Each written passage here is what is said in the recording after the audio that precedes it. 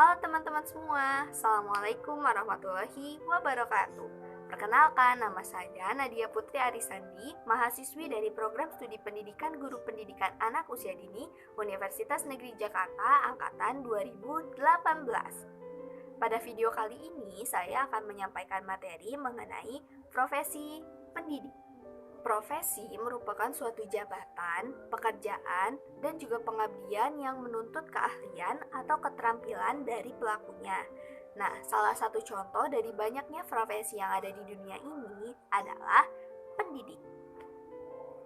Menurut Undang-Undang Nomor 20 Tahun 2003 tentang Sistem Pendidikan Nasional, pendidik adalah tenaga kependidikan yang berkualifikasi sebagai guru, dosen, konselor, pamong belajar, widya iswara, tutor, instruktur, fasilitator, dan atau sebutan yang lainnya yang sesuai dengan kekhususannya serta berpartisipasi dalam penyelenggaraan pendidikan. Pendidik juga merupakan profesi yang mempercayai bahwa semua orang itu memiliki derajat yang sama, karena pada praktisinya menggunakan keahlian dan juga spesialisasi, bukan memandang proses pendidikan itu sebagai instrumen dari status dan juga kekuasaan, melainkan sebuah sumber daya dari suatu kelompok yang harus dikembangkan dan juga dioptimalkan.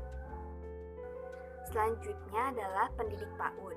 Pendidik PAUD adalah seseorang yang memberikan bimbingan dan juga rangsangan kepada anak usia dini dalam mengembangkan berbagai aspek perkembangan seperti perkembangan moral agama, perkembangan bahasa, perkembangan sosial emosional, perkembangan fisik motorik, kognitif, dan juga di bidang seni.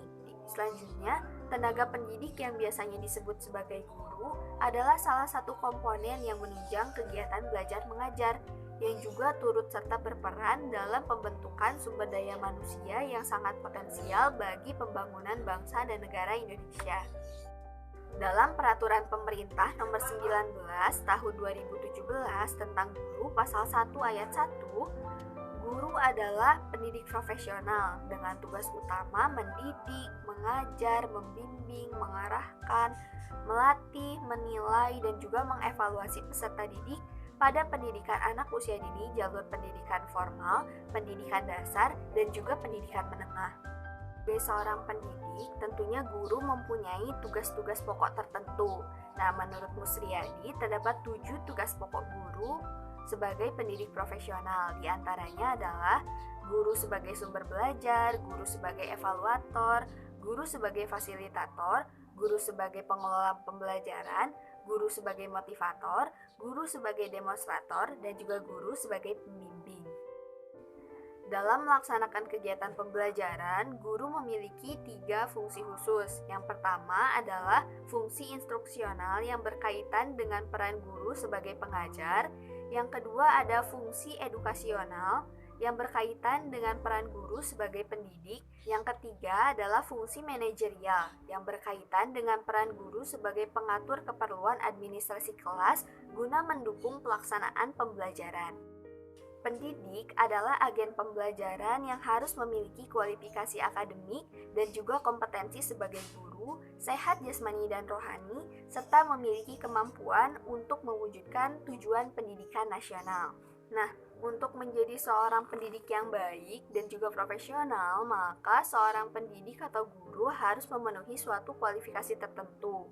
Menurut Permendiknas Nomor 16 Tahun 2007 tentang Standar Kualifikasi Akademik dan Kompetensi Guru, guru PAUD atau TK atau RA harus memiliki kualifikasi akademik pendidikan minimal D3 atau S1 dalam bidang pendidikan anak usia dini atau psikologi yang diperoleh dari program studi yang terakreditasi. Selanjutnya dalam Permendikbud Nomor 137 Tahun 2014 tentang SN PAUD juga dijelaskan mengenai kualifikasi akademik dari guru pendamping, yakni seorang guru pendamping harus memiliki ijazah D2 PGTK dari program studi terakreditasi atau memiliki ijazah minimal SMA atau sederajat, dan juga memiliki sertifikat pelatihan atau pendidikan atau kursus PAUD pada jenjang guru pendamping dari lembaga Kompotek. dari lembaga kompeten yang diakui oleh pemerintah. Selanjutnya, untuk kualifikasi akademik guru pendamping muda PAUD diantaranya harus memiliki sertifikat pelatihan atau pendidikan atau kursus PAUD pada jenjang guru pengasuhan dari lembaga yang kompeten dan juga diakui oleh pemerintah. Guru yang kompeten berarti cakap dalam mengambil keputusan, mengetahui bagaimana seharusnya bertindak, serta menjalankan tugas dan fungsinya sebagai pendidik. Nah, menurut Undang-Undang Nomor 14 Tahun 2005 tentang Guru dan Dosen Pasal 10 Ayat 1 dinyatakan bahwa guru harus memiliki 4 kompetensi. Yang pertama adalah kompetensi pedagogik, yang kedua adalah kompetensi profesional, yang ketiga ada kompetensi kepribadian, dan yang terakhir adalah kompetensi sosial. Secara umum, guru yang kompeten seringkali dikaitkan dengan tingkat profesionalismenya yang tinggi. Semakin menguasai seluruh standar kompetensi, maka semakin profesional guru tersebut. Selain itu, guru yang profesional haruslah memiliki otonomi dan juga rasa tanggung jawab, seperti tanggung jawab moral, tanggung jawab di bidang pendidikan, tanggung jawab di bidang kemasyarakatan, dan juga tanggung jawab keilmuannya. Kompetensi dari seorang pendidik ini dapat dibuktikan dengan adanya sertifikat kompetensi profesi pendidik. Sertifikat pendidik akan menjadi salah satu persyaratan yang harus dimiliki oleh calon guru maupun guru yang sudah menjalankan tugas sebagai pendidik. Sertifikat kompetensi pendidik ini akan diberikan kepada seseorang setelah orang tersebut dapat menunjukkan tingkat penguasaan yang memadai terhadap standar kompetensi pendidik yang dibuktikan melalui ujian sertifikasi. Selanjutnya, dalam menjalankan tugasnya sebagai pendidik, guru berpegang teguh kepada kode etik yang dikontrol oleh organisasi profesi. Kode etik ini adalah norma-norma yang harus diindahkan oleh setiap anggota profesi di dalam melaksanakan tugas profesinya dan juga dalam kehidupannya di masyarakat. Atau dengan kata lain, kode etik ini merupakan pedoman bagi guru dalam bersikap dan juga berperilaku, serta juga sebagai landasan moral dalam menjalankan profesinya. Dalam kode etik tadi disinggung bahwa seorang pendidik itu wajib mengikuti kode etik yang dikeluarkan oleh organisasi profesi.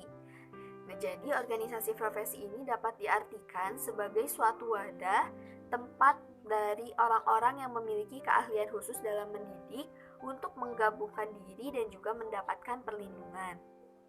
Organisasi keguruan di Indonesia yang pertama kali dibentuk adalah Persatuan Guru Republik Indonesia atau biasa dikenal dengan sebutan PGRI yang dibentuk pada tanggal 25 November tahun 1945 dalam Kongres Guru Indonesia yang pertama kali dilaksanakan di Surakarta. Untuk organisasi PAUD dikelompokkan menjadi dua, yaitu organisasi secara formal dan organisasi secara non-formal. Organisasi PAUD pada jalur pendidikan formal diantaranya ada GOPTKI, IGTKI, dan juga IGRA. Selanjutnya, untuk organisasi PAUD pada jalur pendidikan non-formal diantaranya ada Konsorsium PAUD, Forum PAUD, dan juga HIMPAUDI. Selain organisasi nasional, ada juga organisasi internasional yang menaungi pendidikan anak usia dini.